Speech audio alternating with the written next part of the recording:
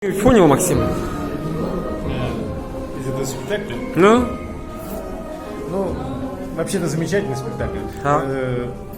Он, в общем-то, никаких событий-то реальных не показывает. Здесь все как-то так исполнено путем, ну, вот этих народных песен, обрядов, каких-то таких, человеческих взаимоотношений, любви, жизни и смерти.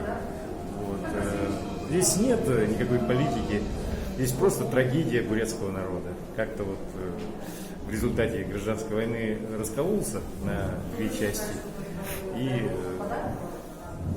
взаимоистребили друг друга.